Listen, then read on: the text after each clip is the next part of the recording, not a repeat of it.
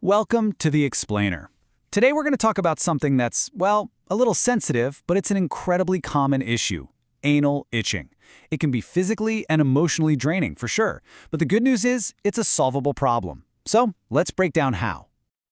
Okay, let's just dive right in by saying it's completely understandable how frustrating and honestly how isolating this condition can feel. That constant discomfort, that nagging urge to scratch, it can really impact your quality of life. And if you're going through this, you are definitely not alone. Not by a long shot.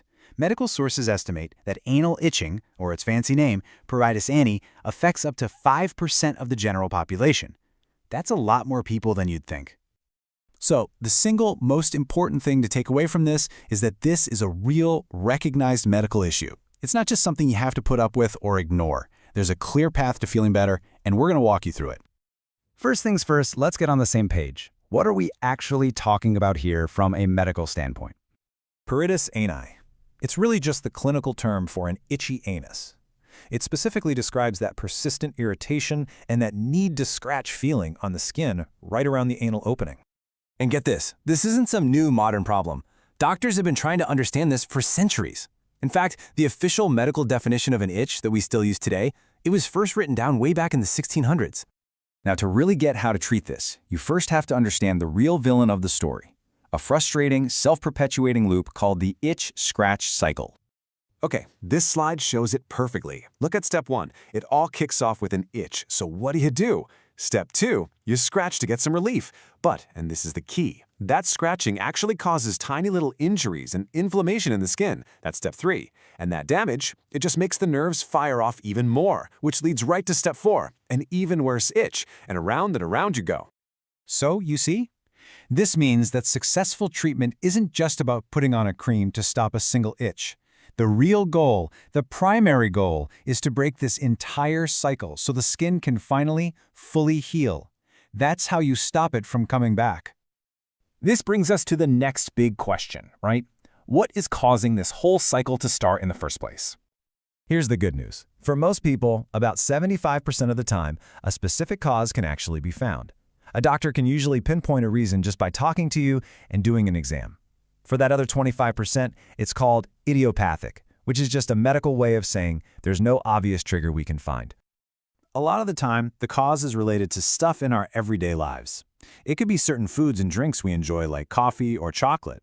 It might be harsh soaps or scrubbing too hard. Or it could even be the clothes we wear. Tight, synthetic fabrics that trap moisture are a big one. Any condition that leads to even microscopic amounts of stool or just moisture being left on the skin is a huge trigger. This could be from things like chronic diarrhea or maybe hemorrhoids that make it tough to get completely clean.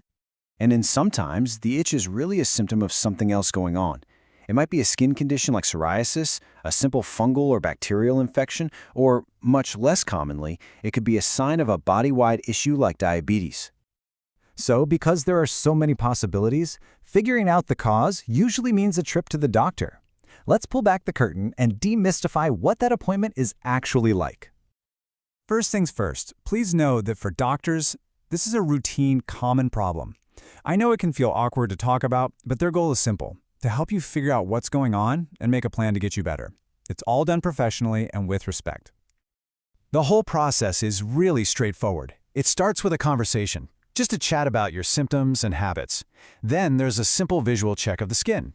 And sometimes they might do something called an anoscopy, which is a quick, painless peek inside the anal canal with a little scope, just to rule out things like hemorrhoids. All right, now for the part you've been waiting for, the game plan for relief. Treatment is almost always a step-by-step process, and it starts with simple changes you can make right at home. Now, here's a super important piece of advice from the medical literature. You have to set the right expectations. This isn't usually a magic, overnight fix. The goal is steady, gradual improvement as you break that itch-scratch cycle and give the skin the time it needs to heal. So, step 1 is all about creating the perfect healing environment. We're talking about cleaning gently with just water, patting the area completely dry, adding some fiber to your diet, and switching to breathable cotton underwear. And here's the thing, these simple steps are so powerful that for up to 90% of people without another clear cause, this is the treatment. This is what works. But if those lifestyle changes don't quite get you to the finish line, your doctor has more tools in the toolbox. They might suggest a barrier cream to protect the skin while it heals.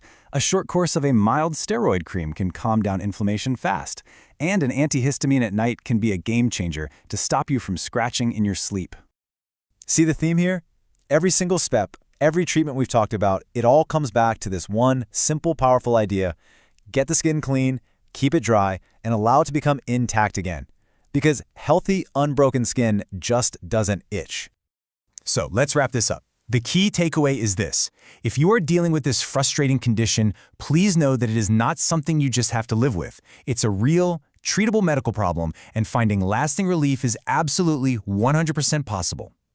By understanding what's going on, that itch-scratch cycle, and following a clear plan, you really can take control and find relief.